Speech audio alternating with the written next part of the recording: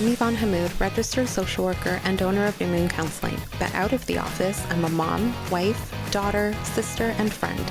Join me each week as I sit with a special guest to discuss everyday things that impact our mental health. We'll be chatting about everything from mental health and relationships to media and current events, as well as personal experiences and reflections, all in the hopes of normalizing our humanness and helping you see that you're not alone. This is Outside the Therapy Room.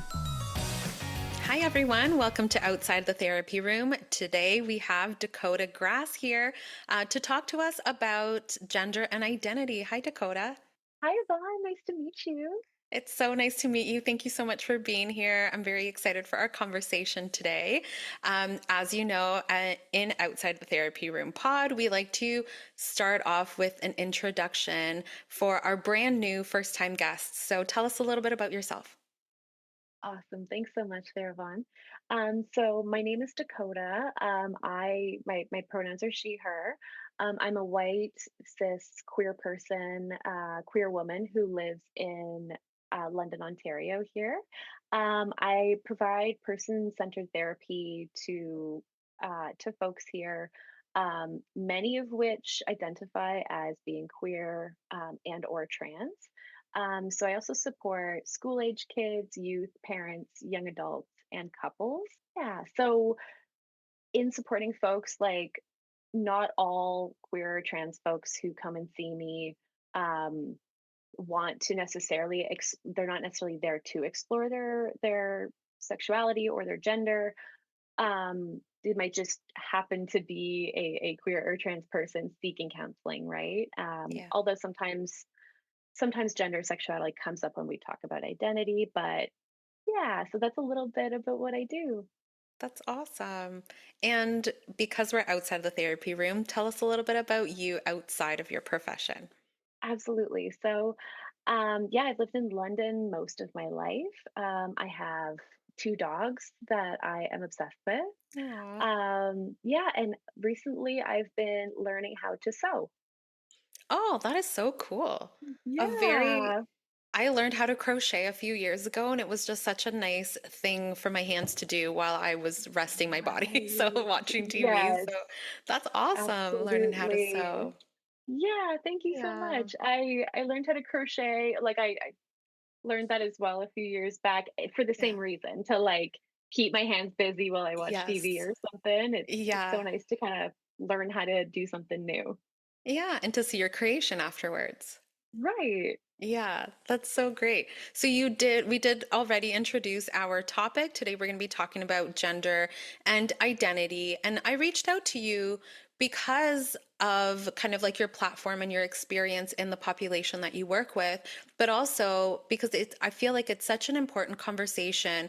Um, I mentioned to you that I've had a lot of teens in the past that I have worked with in therapy where the focus was trying to kind of figure out how they align in terms of the gender that they were assigned and kind of like their sexuality and kind of going through that process of discovering who they are.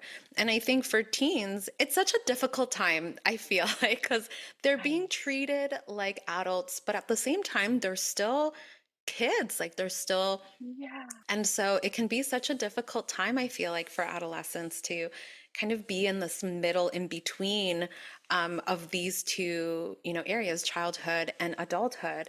And Oh, yeah. it is a very critical time of self-discovery, making new friends, figuring out identity, changing friendships depending on interests. So there's just so much that happens for teens during that time. Add on top of that, any kind of identity formation, whether that be like their gender, their sexuality, like their interests, like who they are, like all of these things, it can, really impact their mental health and trying to figure out and sort out who they are. There's so much research out there that shows how LGBTQ plus youth face higher rates of anxiety, depression, suicidal thoughts, often due to like the stigma that there is around gender and sexuality, lack of support. And it's just such a big, broad topic that we're hearing so much more about now with laws getting put in place. And, it's getting political now in certain Oh, areas. So yeah. it's just So much. And so I wanted to kind of hold this space so that we can explore a little bit about what gender and sexuality mean, what they look like, and also, be able to provide support for either individuals, whether that be adults or teens who are maybe going through this self-discovery phase, and also for loved ones to know how to support a teen or adult in their life who's trying to, explore their gender. Yeah. Absolutely. Yeah, I really appreciate you having me on your show here.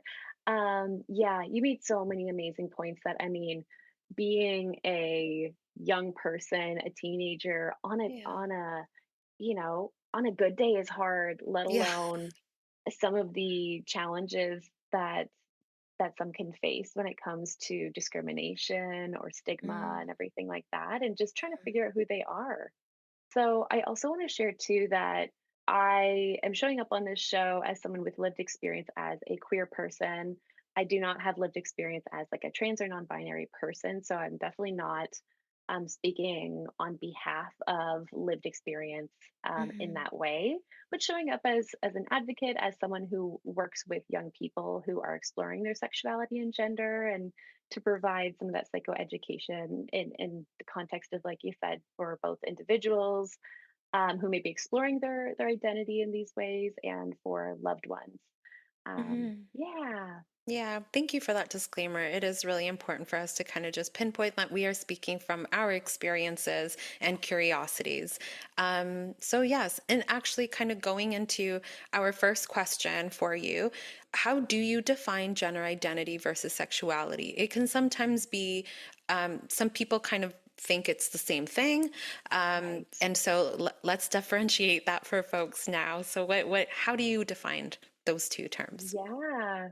Yeah. So my understanding is that gender identity is more of a person's sense of who they are, whether they identify with the gender that they were assigned at birth, or if they identify with any label that feels congruent with their identity as a person. Hmm. And then sexuality is more so an umbrella that describes the way people experience themselves and others sexually. So that can encompass, social behavior, sexual identity, expression, Hmm. sexual orientation, sexual relationships. And of course, gender identity and sexuality can somewhat become entwined in more so the sense of identity. Hmm. We can identify with a certain sexual orientation. We can make more sense of who we are when we learn more about, say, what kinds of people we're attracted to, if we're attracted to anyone sexually or romantically at all. Hmm. Um, so although they can feel intertwined, they are two very separate things there. What would you say are some common misconceptions that people have about gender and sexuality? Right. Yeah. I mean, one would be like you're saying that gender and sex are the same thing. Yeah. When we know that they're not. Um, Again, they can be related, but definitely not the same. And I mean, sex Hmm. is more on a biological level, but then we could get into, and that's for another day. But we can get into, folks who are intersex.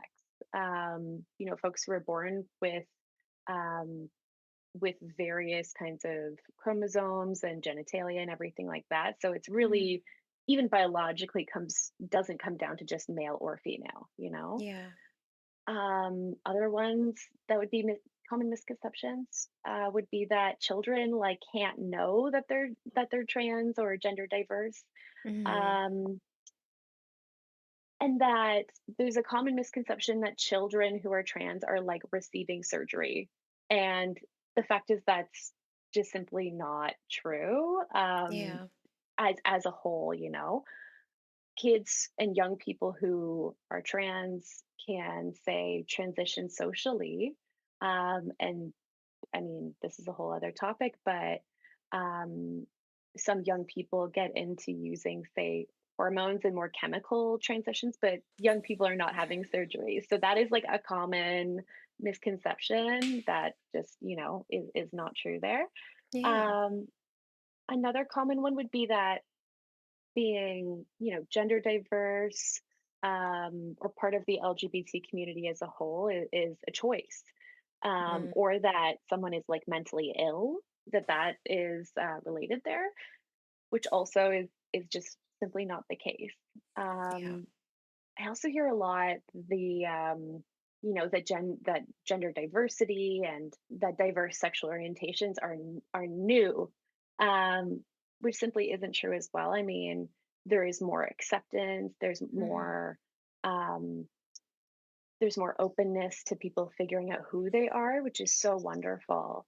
Yeah. Um, and so many folks for so long felt like they had to hide who they truly were. So yeah, and these myths can be very, very harmful, especially in this current like political climate that's going on, where there's a lot of blaming, Yeah. um, with really not a lot of research to back up those misconceptions. Yeah, the misconception of children that you mentioned, like that's a big one that Yeah, unfortunately is, really impacts the mental health of children of being like, well, you're too young to know who you are. Let me tell you instead. And it's right, giving a child the autonomy to be able to communicate what they're feeling, how they're feeling, and to slowly start, building their own identity, which I mean, naturally happens, but for parents, that can be really hard. So, like, an example could be, I've heard from some dads be like, I have a boy and I want him to be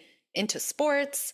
And when that kiddo isn't into sports, maybe he's more artistic, they're finding out their own identity apart from what their parents are wanting, right, right? And so I feel like for so many things there can sometimes be that pushback, but when a kiddo is being verbal about maybe not feeling aligned with the gender that was assigned to them at birth, that's an opportunity to listen and to be right, curious and to right. kind of hold space.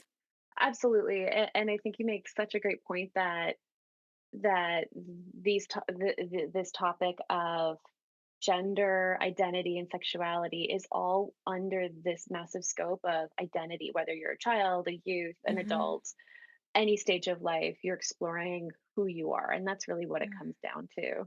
Yeah, yeah. Well, thank you for speaking on some of those misconceptions. There's Absolutely. a lot out there, and as you've pointed out, this newness that people feel with gender identity and sexuality, while it may feel new because more people are talking Mhm. about it, we see more celebrities, more, authors, people that that are in the media coming out or discussing that a little bit more.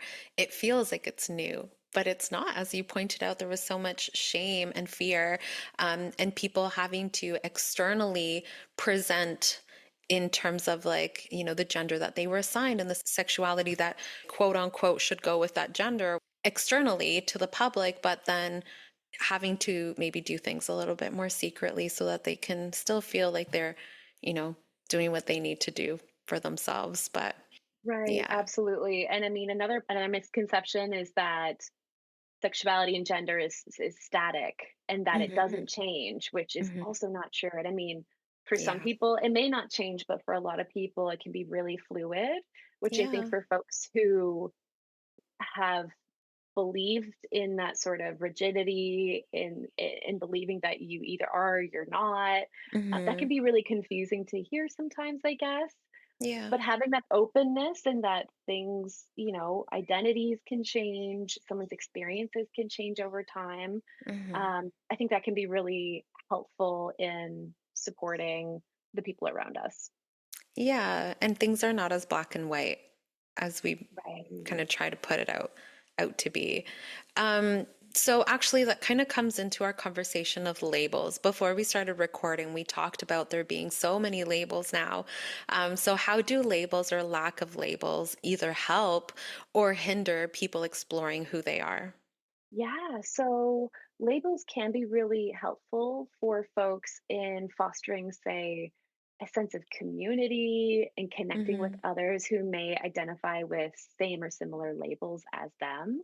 It can really help them, like, it could really help folks understand themselves a little bit better. Like, oh, there's a word for how I feel about Yeah. myself, or there's a word for my experience that I can understand and that I can communicate with others that I can use to express myself. Hmm.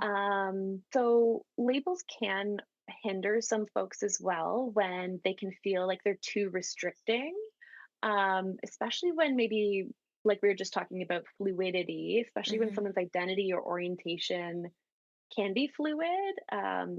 Society can sometimes send the message that you have to fit into these certain boxes of Yeah. labels.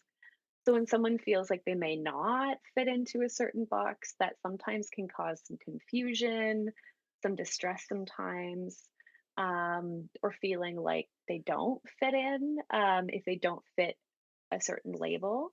Hmm. Um, Labels can also be harmful when they are imposed on by other people onto someone else. Yeah. So really focusing on what does someone identify as? How do they identify themselves? And really respecting that. Hmm. Um, and I think as far as labels as a whole, it really comes down to personal preference. Some people really embrace labels.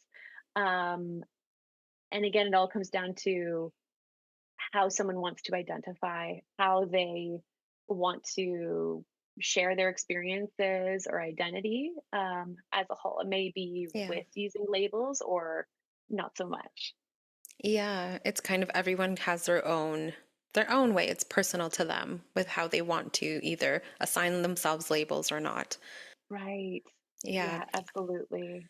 I've heard that sometimes even within the LGBTQ community, there can be like discrimination sometimes Mhm. around labels.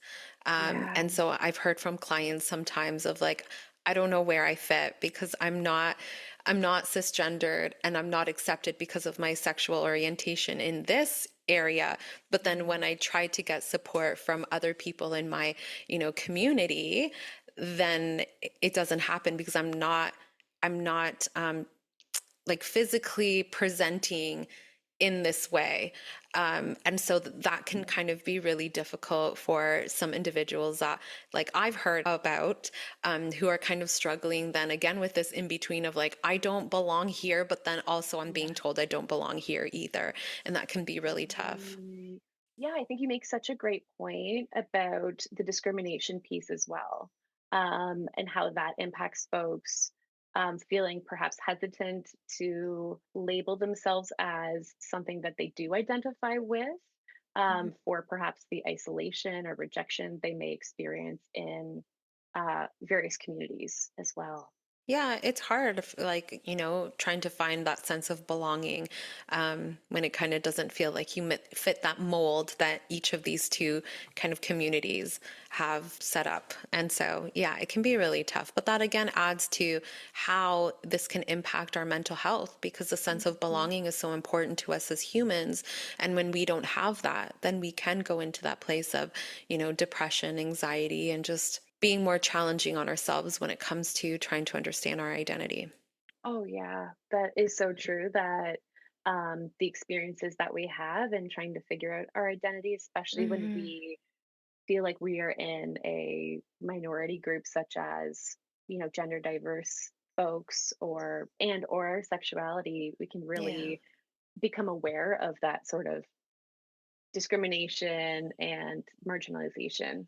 Yeah. We've already talked a little bit about how being a teenager can be such a difficult place to kind of figure out, who they are, trying to understand who they are outside of their family, outside of their culture, Mhm. kind of trying to find their individuality in that. But why is adolescence such a critical period for exploring gender and sexuality? Right. I mean, coming down to the fact that youth and young adults developmentally are trying to figure out who they are, right? Hmm. I think it's important for young people to identify ways in which society imposes their expectations Yeah. onto them, and also how traditional gender roles show up in society and the media and through Hmm. um, our families and everything, right? Hmm. Um, to identify if we experience internalized stigma, as well as identifying socialized stigma for gender sexual diversity there. And then of course exploring our identity, I think, can help us feel so much more aligned with ourselves. I also think so much happens when we're in adolescence, right? We have like all of this biological change that's happening. We know we're hitting puberty. There's hormonal shifts, our body's changing, all of the stuff is happening.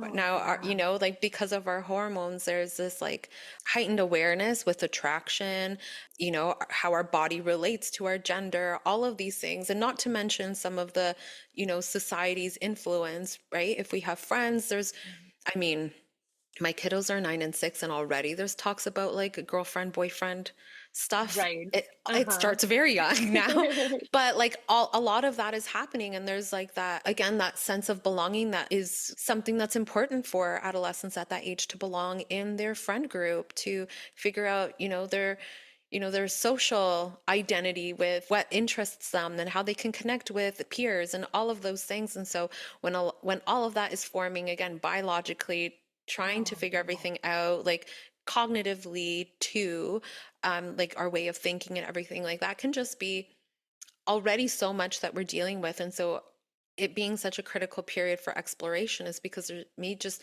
be so much that's happening at that time. And yeah, like peer influence, the influence that our family has on how we show up in the world, part of our identity, all of that I think also plays a role in it. Oh, yes. You made so many amazing points there, Yvonne. That there is so much that is going on for the average, like, young person.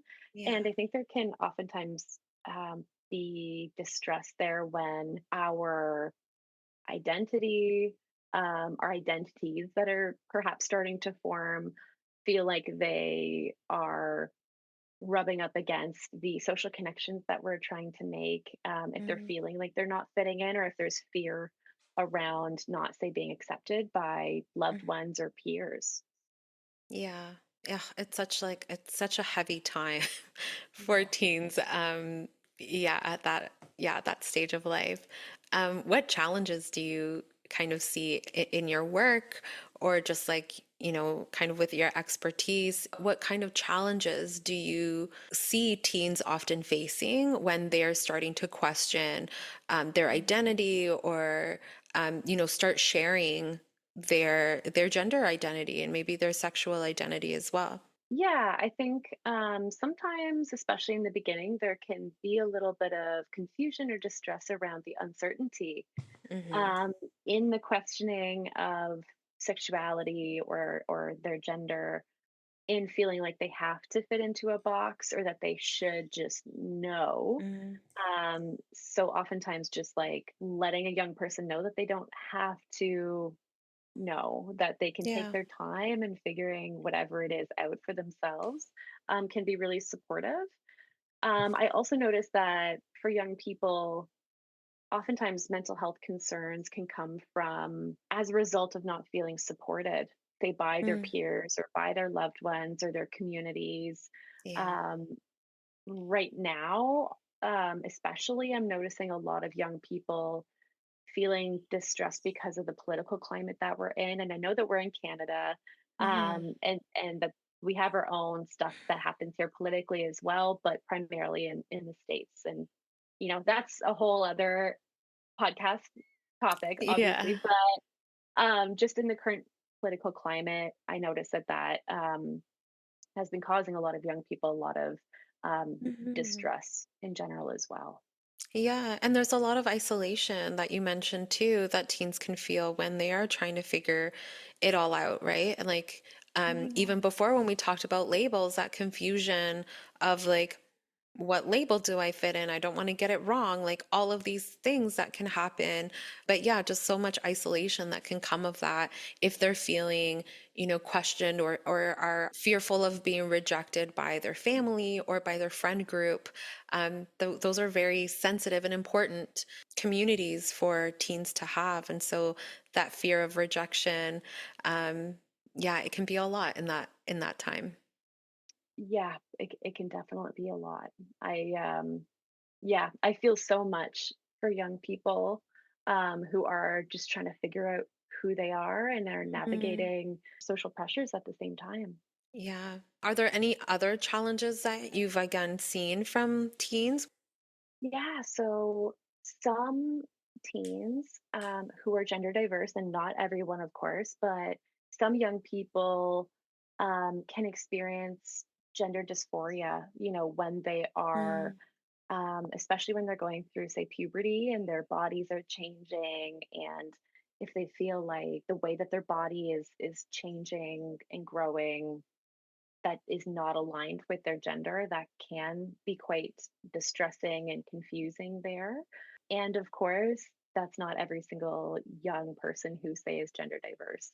There is also, of course, exploring sexuality and feeling, of course, worried about what other people might say, depending on if they have experienced acceptance and normalization mhm, of various kinds of relationships there. mhm. Um, Just yeah, sorry to yes, kind of continue providing that psychoeducation. What is gender yeah. dysphoria? Yeah, absolutely. So gender dysphoria is, from my understanding, an experience that folks in general can experience when part of their, say, body doesn't feel aligned with their gender.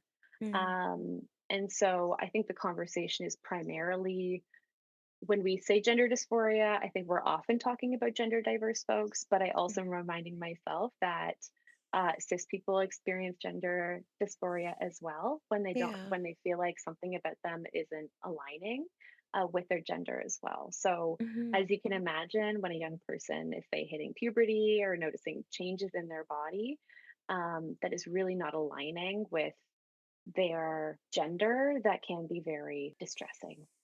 Yeah, I mean, we've seen it sometimes in the media where Mhm. when, somebody who was born female, it starts developing breasts during puberty, they're feeling, some discomfort with that. And so we've seen like in movies, we've seen like rapping and things like that so that other people don't Mhm. notice it because it doesn't quite align with their gender. And so we've seen it in the media. Maybe we've also seen it, with loved ones that we have or we've experienced it ourselves, but I appreciate you communicating that like gender dysphoria can happen to anybody, not Right. only gender diverse, but also, other people who are, maybe just not feeling connected with how their body's presenting and the gender that they align with. Yes, Yeah. absolutely. So because like, being in adolescence can be, so complicated in terms of like social groups, figuring out who they are, identity, pressures around academics, all of that, so much of that can be, overwhelming. How can parents and caregivers or teachers kind of provide support without pressure when it comes to teens who are exploring their gender and sexuality? Yeah, so adults can really support young people, whether it's parents, caregivers, teachers. I think the main thing that can be so helpful for young people is to listen, Mm, to ask questions, from a place of learning about one's experience. And I yes. mean, I think that's just such a great framework generally in talking to people as a whole, right? And Mhm, especially for young people, oftentimes so many young people don't feel listened to. They feel like ideas and expectations are imposed on them rather than people really listening to understand. Adults and young people's lives generally, whether someone's gender diverse or not, can really be helpful in challenging traditional gender roles, openly talking about gender diversity and sexual orientation, and really normalizing that. yeah. Um, Modeling respect and compassion and curiosity for other people's experiences, so that if or when a young person wants to share something about their identity, they'll know that the adult around them is will likely be supportive and compassionate about that. Mhm, um, Encouraging young people to explore their identity as a whole is super helpful too, whether it's related to gender or sexual orientation or not. And that could be, encouraging to them to say dress in a way that feels aligned with them, mhm, even if it's outside of that traditional gender norm. Or if you mentioned earlier, like there's still the like assuming that a boy has a crush on a girl or whatever, right? But if a kid or teen or young person has like say a crush on someone or is just interested in another person, um accepting that the same as you would if it was like a heterosexual, young person, Mhm. right? um and for some young people who may benefit from say gender affirming care, helping them access that I think is really, really imperative to Mhm. some young people who may be in need of that. So for the sake of some psychoeducation, gender affirming care, care, I mean, it is essentially what it sounds like. Gender affirming care isn't just say providing hormone blockers or hormones or things like that. It's not just that. It can include Mhm. that, but it also is like doctors and counselors who are respectful and Mhm. perhaps know a little bit about gender diversity and sexuality. So connecting young people to care that will be gender affirming, um, is just, I think, so imperative as well for the folks who really need that. Mhm. Yeah, and the very first thing you said about just like listening and being open to learning about a teen's experience, that can sometimes be hard to do. It sounds very easy, but for a parent who may some of their childhood kind of societies, expectations and stuff come up, they can maybe align with some of that. That may not be, they're now trying to figure out their identity of like, oh my gosh, I'm dealing with this now. What do I do? There's maybe some beliefs that I have from, my childhood, all of these things that can come to the surface. And so really kind of trying to put those back for a moment and just be present with your kiddo, sit through the discomfort of your own stuff coming up, like your own emotions, your own fears, your own worries about like, what's this going to look like for me? All of those things, just put them to the side so that you can just be present with that kiddo. And then once you have some maybe time alone, you and your partner or other family members can discuss that, a little bit more privately. But at the time when we're trying to provide care for that child, we want to make sure that we are present. And so those emotions are valid, but there's a time and place for adults to then kind of sort out through their feelings, kind of away from the child to not deter or like impact how the child is communicating about what they're going through in their own experience. But I also appreciated you talking about like other quote unquote small ways to support. And a big one that we've been talking about with some of the teens that I've worked with previously has been pronouns. If there's a pronoun that you feel more aligned to, communicating to your parents or to your friend group to kind of have them start using that pronoun. I guess the acceptance of now using this new pronoun that this kiddo feels more assigned with is huge. And I hear a lot from parents like, oh, it's taking me some time to get used to going from she to now they. Like it's a hard transition. And yes, I can totally understand that, but they're making that effort, they're correcting themselves. And for the teen, at least again in my experience from what I've heard, that teen's like, I know my parent is trying, and that feels so good to kind of just have their parents, catching themselves when they're maybe using the previous pronoun and making a conscious effort to use the pronoun that that child has now assigned for themselves. And so it's like these like slight little changes that can mean so much to the kiddo who's going through that.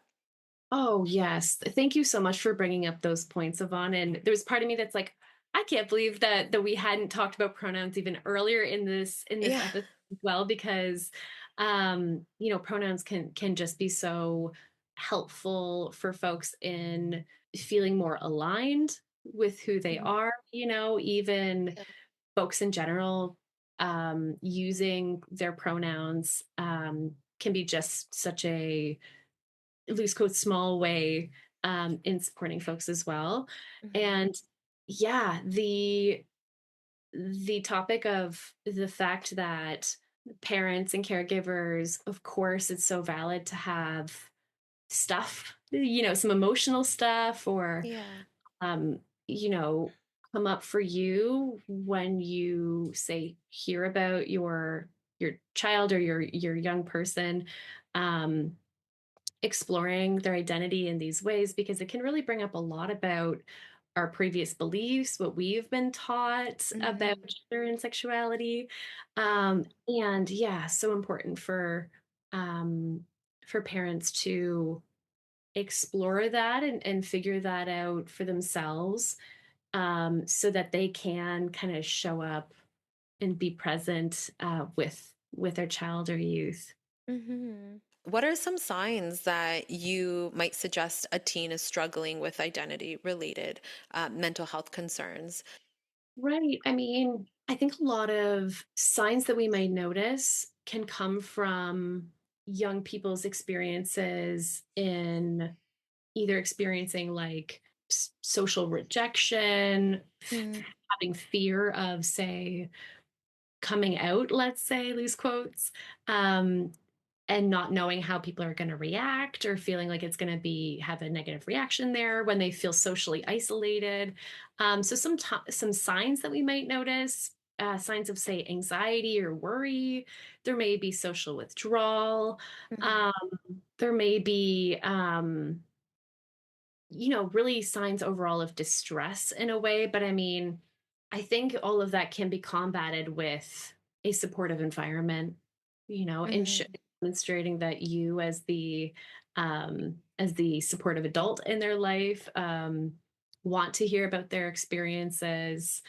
Um, if or when you notice like that there may be signs of mental health concerns, whether it's related to this area or not, just you know, asking to listen, getting curious about what they may be going through, Mhm. demonstrating that you are there to support them with whatever it is, Yeah. that can go a really long way for young people. Hmm. And like you mentioned, some of those signs are going to look like just the regular emotions that can come out around like a teen that age with all of the things that they have going on. And so, really, having that space of curiosity can help us pinpoint a little bit more exactly what is triggering some of those anxieties, irritation, social isolation, like you mentioned. So, yeah, just being able to have that curiosity.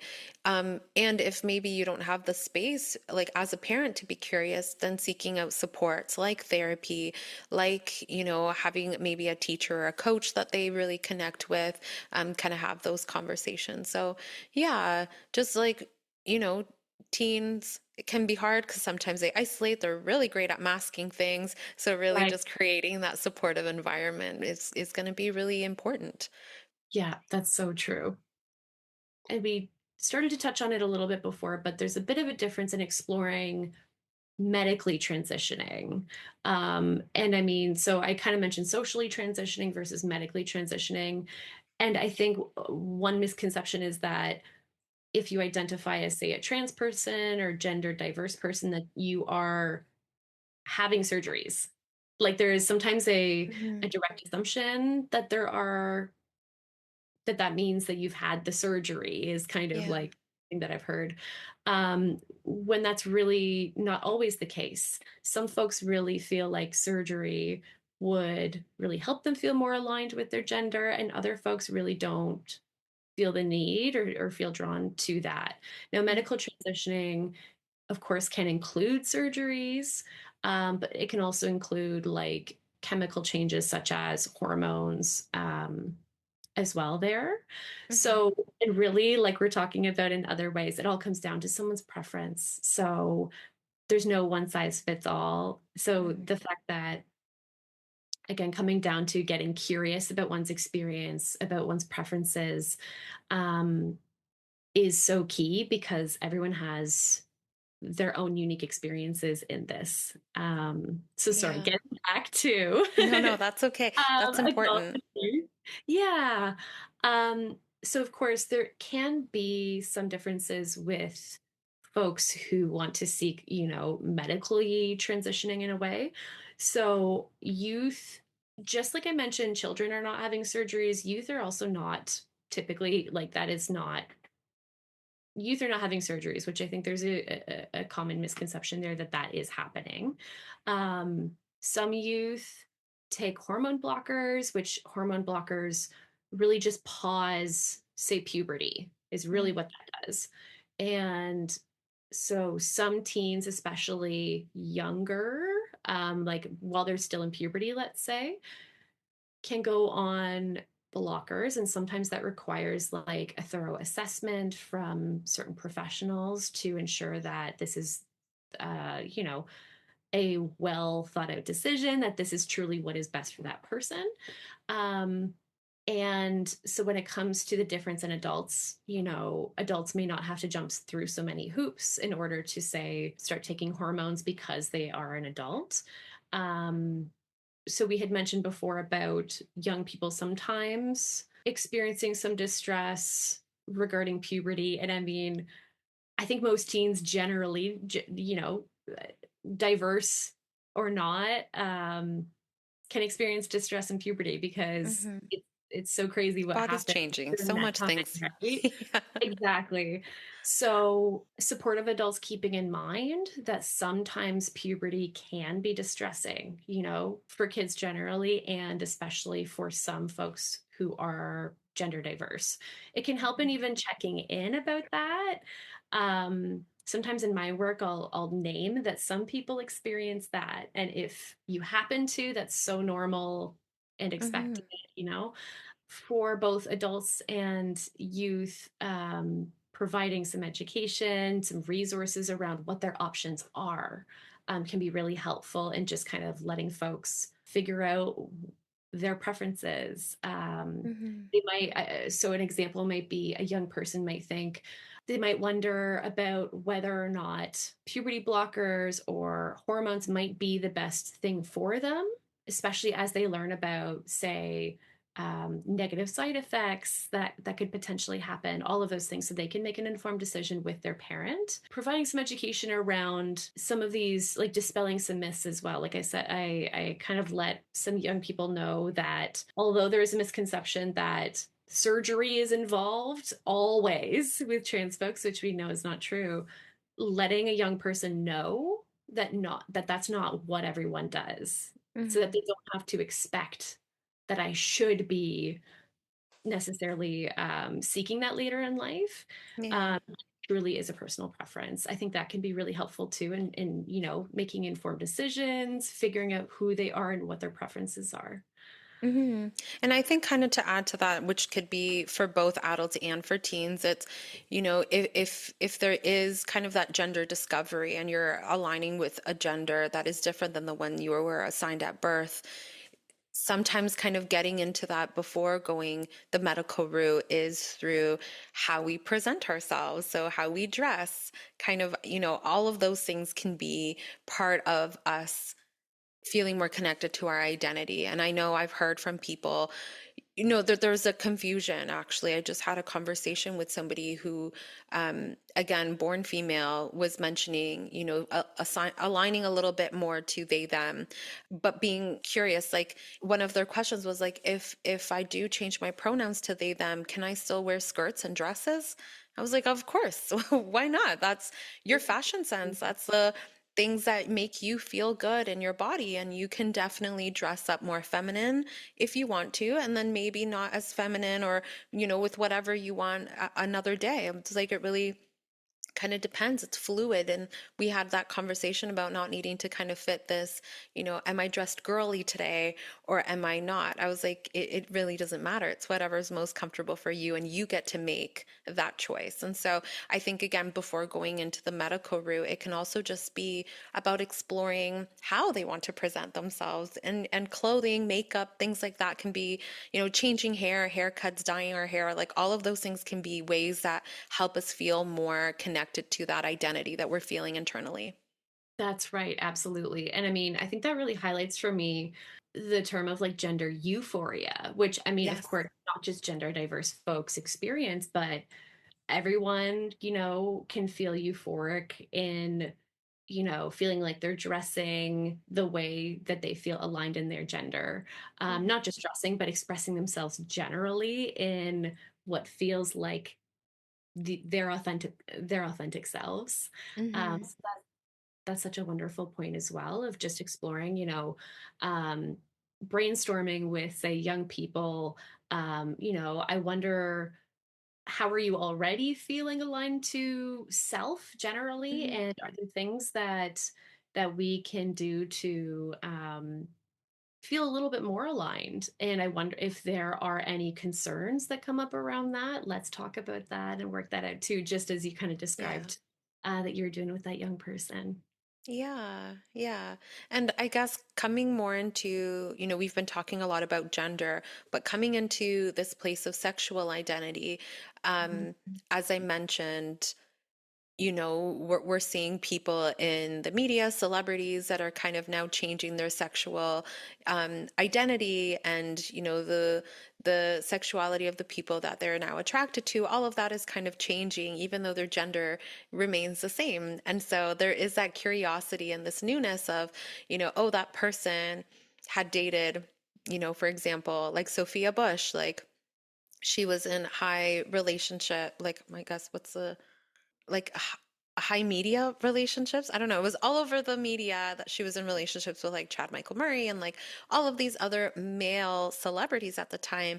And now she's very happy in a relationship with a woman. And so we're seeing a lot of these kind of changes happening. And sometimes it can be confusing for folks to be like, well, they now switch sides, or there's a lot of opinions and some of that discrimination too of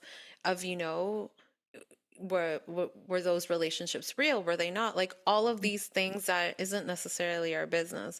But Mhm. with some of that, we're noticing as adults kind of, maybe changing parts of our identity, or, the people that we are attracted to. And again, we've talked about it a little bit, but I think for adults, sometimes there's more of that safe curiosity because we are seeing it be discussed so differently than it was when we were kids. There was, there's still a stigma, there's still so much work we have to do, but I think there's definitely more conversations. We're seeing it more with, same-sex couples on TV shows and in movies and, at our schools. Like we're seeing it just happen in our community a lot more. That I think as adults, we can start being a little bit more curious in a safe space, whereas when we were kids, it may not have been as safe. And so, kind of, how are the changes, I guess, in terms of teens and adulthood trying to figure out their gender exploration, what they find attractive and their sexual identity. Yeah, I guess what are some of the differences besides kind of the big one of it being just a very different societal space that we are seeing now? Yeah, I mean, I really like the point that you make too about like generationally, and I guess just with Yeah. social changes, younger people generally have more space Mhm. to explore who they are with more role models, with more open dialogue about it, more normalization, which is so wonderful. Yeah. Um, yeah, so as far as exploring, sexual orientation, I mean, even getting curious about, say, attraction, like romantically, sexually, or if someone is attracted to other people at all in a way, is something to get Mhm. curious about, because we tend to internalize messages that we hear in society, Hmm. right? That, I mean, one that has been ongoing is you're either gay or you're straight, right? Yeah. And of course, in recent years, there's been, of course, more representation and conversations about um, fluidity in that, bisexuality, pansexuality doesn't necessarily have to fit into a label, right? But being attracted to people of various genders, I'm so glad that that has been more normalized, um, Hmm. because the narrative of, or the assumption of you're gay or you're straight, of course, would be confusing when you see Sophia Bush or whoever dating, you know, Hmm. various kinds of people, right? So for myself, I can speak to my personal experience, because, so yes, I identify as queer, but I can also identify as bisexual and pansexual as well. Hmm. Now, because there has always been an attraction to, say, the opposite sex, there wasn't it took me longer to realize my queerness and that I wasn't a straight person, Hmm. because growing up, because I was romantically and say sexually attracted to, say, the opposite sex, there wasn't any, say, loose quotes, like a red flag kind of going up of like, Yeah. whereas for some other folks, they might be like, well, why aren't I, Hmm. attracted to the opposite sex? Like I'm being told I should be. Hmm.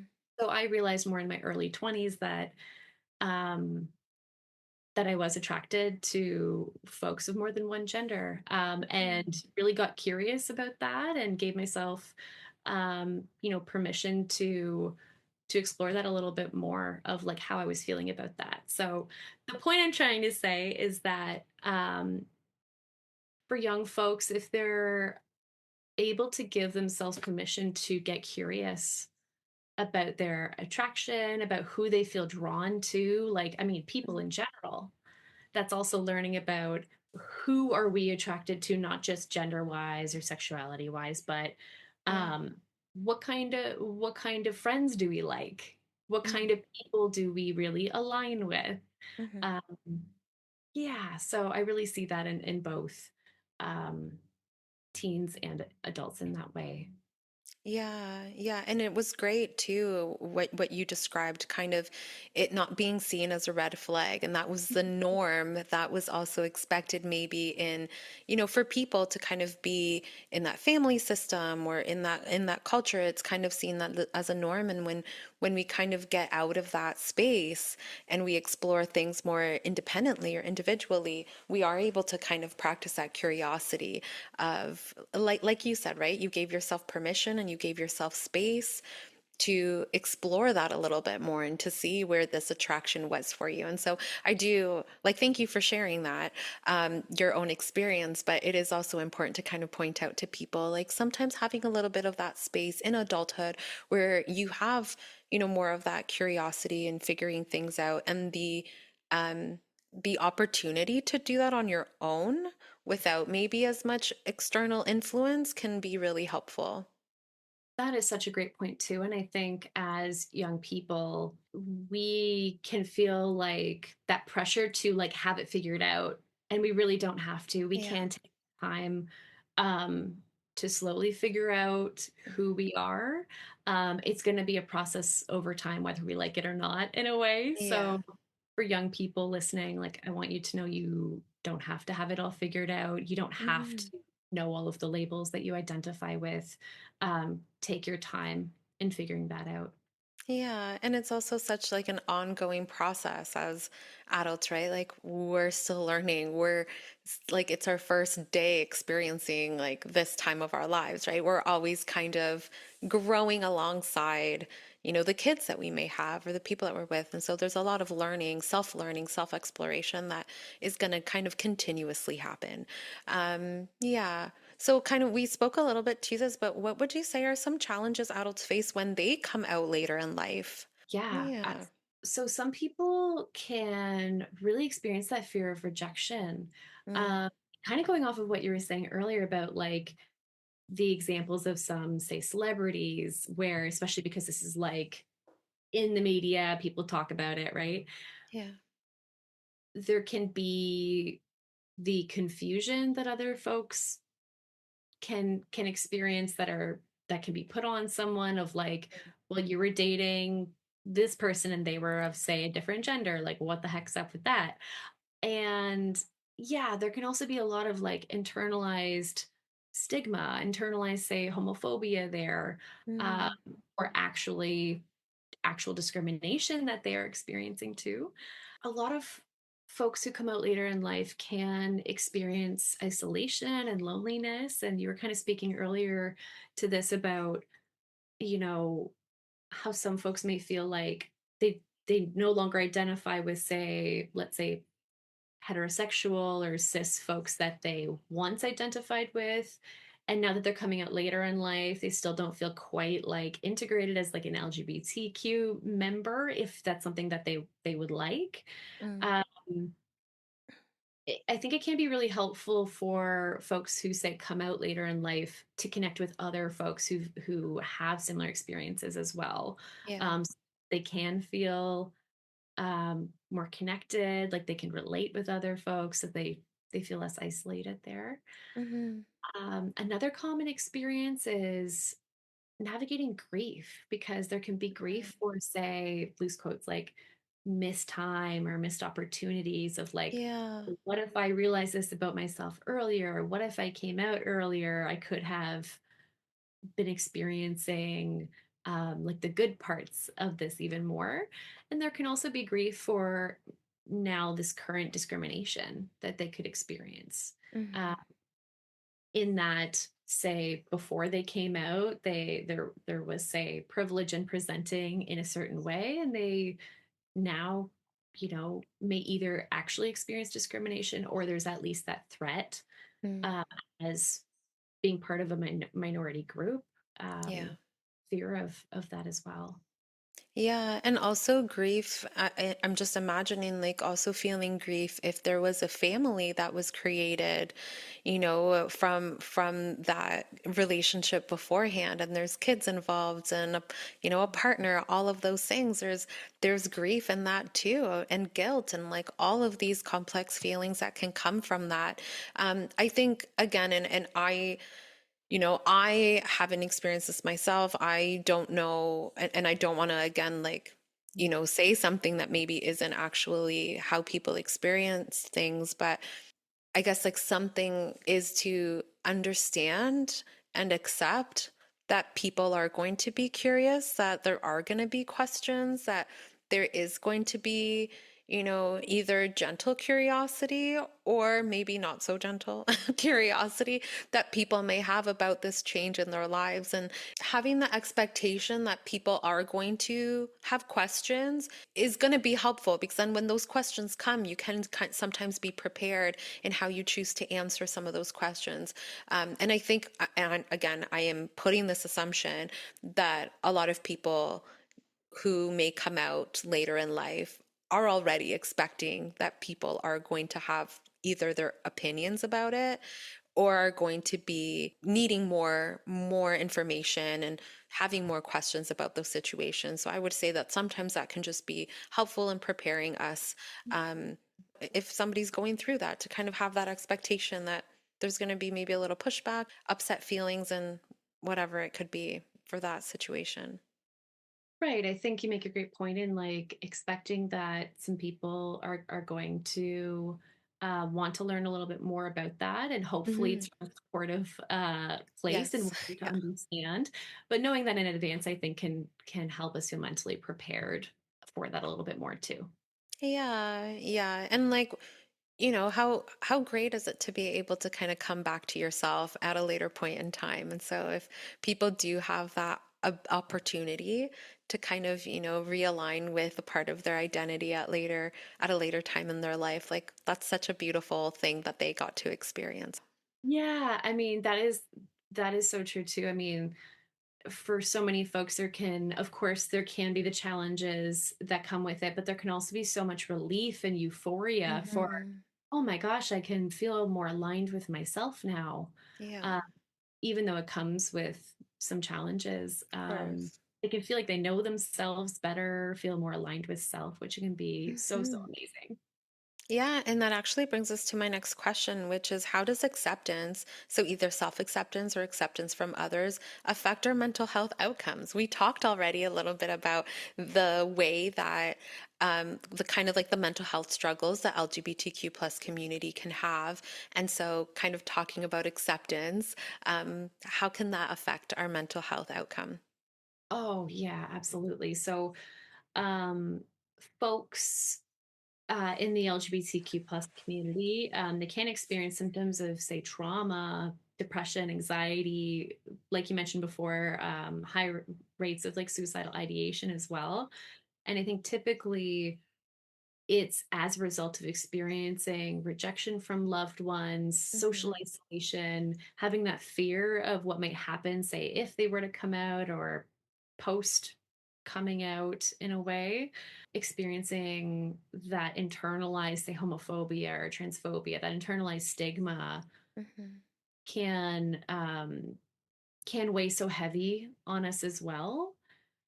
The We kind of touched on it, but social isolation, really not feeling like either you fit in or like you're socially connected to folks who you could relate with, Hmm. or up to, experiencing actual discrimination or harassment, minority stress, just knowing that you are a marginalized person can create that stress, knowing that you are a little bit more vulnerable now.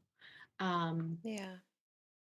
and of course, for both young people and adults, folks who experience gender dysphoria can bring that distress, that discomfort, um, and can really kind of contribute to some mental health challenges there as well.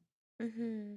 So then coming back to our question, how would self-acceptance and external acceptance from other people then, impact our mental health at that point? Yeah, right. I mean, I think it all comes down to like giving, like, I guess, permission to be ourselves, Hmm. and that can come from ourselves despite what we're experiencing in our environment, but it can be a lot harder, to Yeah. combat that. So, we make so much sense of ourselves in relationships with others, right? Hmm. So often when there is societal or social expectations surrounding us, when we have community, we can really feel more aligned and accept ourselves and have compassion for ourselves. Hmm. And that can really just, I think that's so important for our mental health and our self Yeah. esteem. Oh, for sure. And I think we're like outside of this topic, just for anybody who's experienced any kind of mental health concern, like if we're feeling anxious or we're worried, we're scared, having somebody accept our emotion, either through validating us, it just kind of releases something in us. And so for folks who are, experiencing quite a challenge with just trying to figure out their own identity, their own gender identity, their sexual identity, all of these things, to be doing that in a place of like shame or experiencing a lot of those, emotions that you just described, having one person accept them and listen to them and hold space for them, that can be huge for them to kind of ignite that spark of self acceptance. And so this goes for anybody.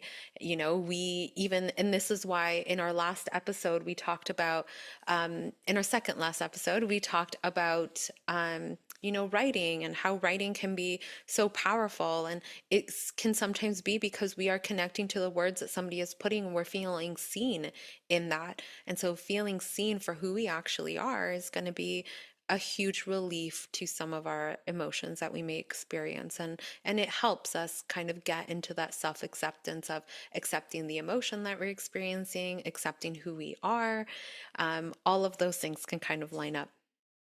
Oh yeah, I really appreciate you highlighting that because I think it really comes back to how significant and important it is for, say, supportive peers and adults in being present with us, in listening Mhm. to us, and Mhm. helping us feel validated. That can really hold up a mirror to ourselves and self acceptance there too. Yeah, so that answers our question on how loved ones can best support someone who's figuring out their identity. Be there, listen, validate, create space, educate yourself, ask questions gently to kind of have that curiosity.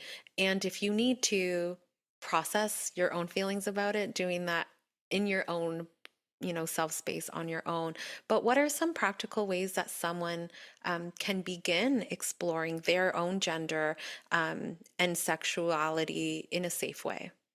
Yeah, yeah. So some of these things we have touched on regarding, say, let's say with gender, experimenting with pronouns, gender expression, exploring identity in general, just asking those reflective questions of like, who the heck am I Mm, person, right? And not putting pressure to figure it all out at once or right away, but yeah.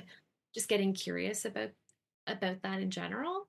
Mhm. Um, and of course, with sexuality, noticing your natural um, interests and curiosities about, say, attraction, sexuality, um, and also reflecting on the internalized messaging that we have received, because sometimes Mhm.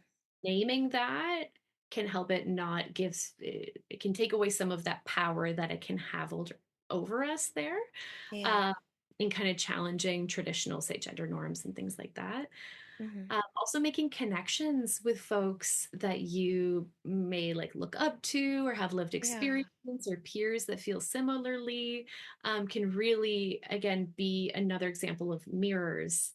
Um, Mm. Help you kind of figure out who you align with, who helps you feel the most like yourself. Mhm. Um, yeah, and if, as far as reflecting on your own identity, you can even reflect on how your gender identity and sexuality may intertwine, with like how you see yourself as a whole. Yeah, yeah. I love all of those suggestions. And I think the biggest thing is giving yourself permission to explore and experiment with trying out new pronouns or, trying out different things, especially in that beginning period, because that's kind of how you learn a little bit about yourself. And so, yeah, giving yourself that permission, that safety, and community is huge. So if you Mhm. can find somebody in your community that you can kind of build that connection with, and have that as, somebody you can ask questions to, all of that can be so helpful. Absolutely, it's so true. Yeah, well, thank you so much, Dakota, for your time. This has been, such a great conversation. Where can folks find you? Yeah. So, first of all, thank you so much for having me on the podcast. This has been so fun, and it's been so great talking about these things. I feel so passionately about Yeah. supporting folks in this. Yeah, people can find me at my practice website, which is Down to Earth. So down to earth, cc.com. And you can also Awesome. find me on Instagram, at Healing with Dakota, or Down to Earth CC are my handles on Instagram as well. That's wonderful. We will have those in the show notes if anyone wants to reach out to you and give you a follow. You can also follow us on Outside the Therapy Room Pod. And next week, we will have Ashley, the rogue therapist, back for another fun conversation. Thanks again, Dakota. This has been so wonderful. Thank you so much, Yvonne. Have a wonderful day. Thanks, you too. Bye, everyone. Thank you for listening to Outside the Therapy Room. This podcast is intended for educational and entertainment purposes only. If you reside in Ontario and are interested in working with one of our therapists, please visit our website in the show notes. If you reside outside of Ontario, a quick Google search or search through Psychology Today will help you find a therapist near you.